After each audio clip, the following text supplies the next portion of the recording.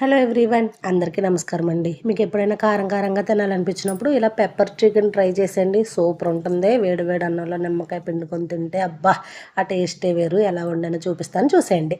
ఒక అరకప్పు ధనియాలు, ఒక స్పూన్ మిరియాలు, చెక్క, లవంగాలు, యాలకులు, ఒక 4 ఎండుమిర్చి, ఒక స్పూన్ జీలకర్ర వేసి బాగా దోరగా వేయించుకోవాలి. ఆ స్మెల్ గుమ్మాలింపుగా వస్తుందండి. ఆ టైంలో స్టవ్ ఆఫ్ చేసేసి మిక్సీ జార్లో వేసుకొని చల్లారాక మిక్సీ పట్టేసి పక్కన పెట్టుకోండి.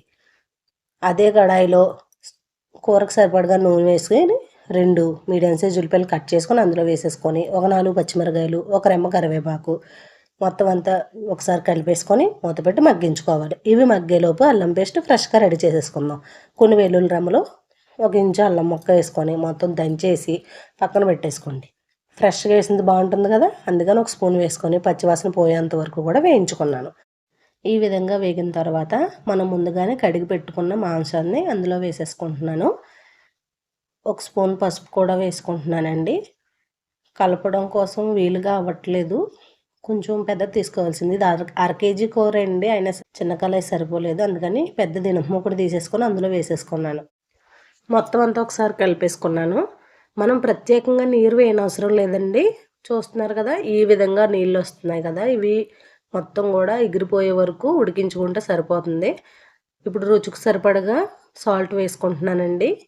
మొత్తం అంతా ఒకసారి కలిపేసుకొని మూత పెట్టి ఉడికించుకుంటున్నాను.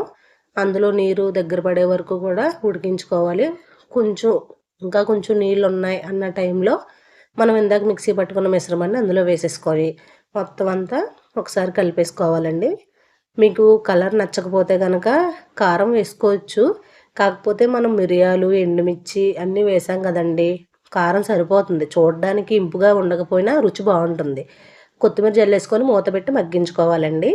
మూత పెట్టి మగ్గించుకున్న తర్వాత తీసి చూసాక అయిపోవచ్చింది. చివరిలో ఒక 4 పచ్చిమిరకాయలు, కొంచెం కరివేపాకు, కొంచెం కొత్తిమీర వేసేసి ఒకసారి మొత్తం కలిపేసుకొని మూత పెట్టి 2 నిమిషాల పాటు మగ్గించుకోండి. అంతే అండి, వాటి ఫ్లేవర్ అంతా కూడా చికెన్ ముక్కలో పడుతుంది.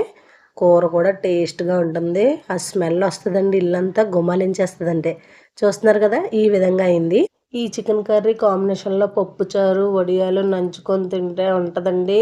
అబ్బబ్బబ్బా, ఒక్కొక్కరికి ఒకలా ఇష్టం. మీ ఇష్టం అండి. చపాతీలో తింటారా, రోటీలో తింటారా, అది మీ ఆప్షను. వన్స్ వండడం కంప్లీట్ అయిపోయిన వెంటనే ప్లేట్ తెచ్చుకొని వడ్డిచ్చేసుకున్నానండి. ఆ కూరలో ఒక చిన్న నిమ్మబద్ద అలా పిండేసుకొని కలుపుకొని తింటే ఉందండి. అబ్బబ్బా, మీరు కూడా ట్రై చేయండి. కామెంట్ చేసేయండి ఎలా వచ్చిందో. మీకు వీడియో కనుక నచ్చితే ఖచ్చితంగా లైక్ చేసి సబ్స్క్రైబ్ చేయడం మర్చిపోవద్దు. Thank you so much for watching my video.